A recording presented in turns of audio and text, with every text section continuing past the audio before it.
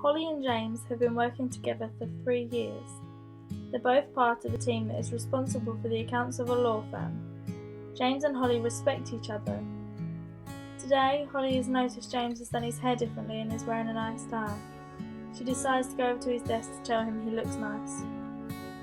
Duncan has seen Shelby around the airport they both work in. He thinks she's pretty and wants to get to know her a little better. Today, as Duncan stepped into the lift, he noticed Shelby was in there too, and decided that today was the day to pluck up the courage to make a move. He starts well by saying, "Hi, you must be Shelby, nice to meet you, I'm Duncan." Shelby smiles back. Duncan then says, "It's pretty hard to miss you around here when you've got such great tits." George, the CEO of a banking business, has just told Alice that she got the job that she applied for. Alice is over the moon and asks if there's anything she can do before she starts on Monday. George leans back in his chair and says, "Oh no, don't worry, a pretty girl like you will get along just fine without too much trouble." Alice is a little confused. George then says, "Oh, I really can't wait to get to know you. You're going to be great here. And don't worry, you scratch my back and I'll scratch yours, if you know what I mean." Aaron has been sat at his desk all day trying to get as much work done as possible. He's had to deal with complaint emails all day, which has put him in a bad mood. His computer pings and Aaron sighs at the thought of another complaint email. But as he opens it, Aaron sees that it's not another complaint. It's an email from Jerry on the 4th floor.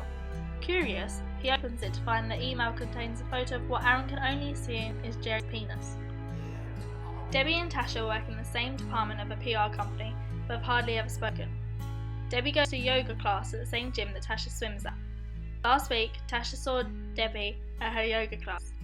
Whilst both in the kitchen during their break, Tasha approaches Debbie, says, "Hi, I'm Tasha. I saw you at the gym last week during your yoga class.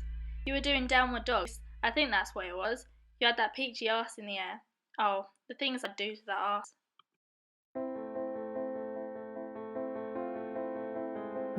Scene 3 is more subtle, but he's still implying that if she does him favours, he'll do her favours. And it implies sexual because he says she's a pretty girl. Scene 2, just unnecessary comments, exactly the same as scene 5. Scene 5 is a little more sort of in your face.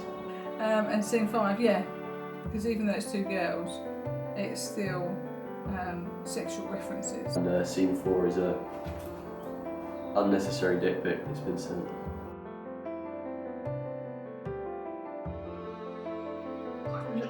I mean, imagine being in that kind of scenario and having to go into work every day, feeling daunted, feeling afraid, and it's somewhere that people should be comfortable. I imagine it is, and I imagine it's a problem in a lot of different workplaces. I haven't seen too much of it, so I couldn't objectively say. I think it's actually probably a little bit more subtle now, because I don't think people are quite so blatant about it, but it still goes on.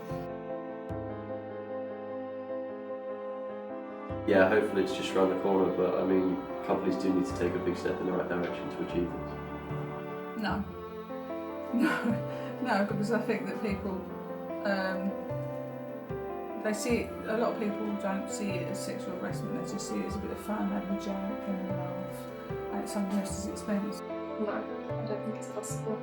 You know, there's no restrictions to human capabilities or to the human mind. 1 in 3 young women experience sexual bullying in school on a daily basis. 1 in 33 men have experienced sexual violence in their lifetime. 1 in 3 teenage girls have experienced sexual violence from a boyfriend. 65% of all women have experienced street harassment. Among men, 25% have been street harassed. When I was 17, I started a relationship with a guy. I'm going to give him a random name, let's call him Sam. So we dated for a couple of months, and at the beginning everything seemed to be going pretty well. But there seemed to be a sudden turning point. I can't exactly pinpoint what caused that, or if there was a direct cause, but he began to change as a person. Perhaps his true colours were showing. He became very derogatory and very harsh and controlling, both sexually and emotionally. It would lead to things like being put down and compared to other females in terms of what I was able to do sexually, in terms of my performance. It often came up in regards to the way I looked in my body as well, perhaps that something wasn't big enough or something should be smaller, or someone in particular had a nicer body part than mine, which definitely does affect you. And then he started to become fairly controlling. So he'd follow me around. He constantly had the idea in his head that I was seeing other people, that I was sleeping with other people. Obviously I wasn't, but people can get weird ideas in their heads. He started to become fairly harsh. He wasn't necessarily violent, but I noticed a change in his body language, and perhaps he'd grab me around a bit more in front of other males. And in the end, when it became too much, it started to affect my self-confidence, my image, we ended the relationship.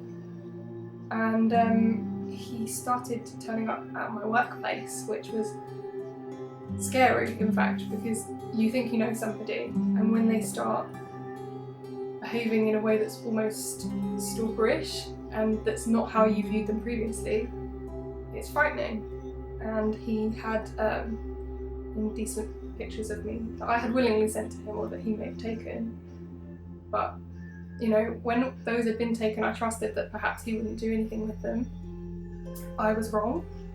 He threatened after the breakup to show these images to my employers, to my colleagues, in the hopes of getting me fired and also humiliating me, which was terrifying, because I also thought, if that comes back to my employers, that's going to come back to my parents, that's going to come to my friends, they're all going to see me in this particular way.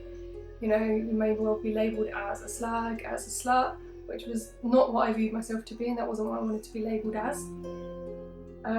But at the same time, in this scenario, I'd like to think that I would have gone to the police or spoken to someone, but I swallowed it up and kept it to myself in the hopes that it would go away. And eventually he did just fade out and go away, but it's scary not feeling like you can do anything, feeling powerless and not being able to combat that situation. Sexual harassment is still a problem. Isn't it time we did something about it?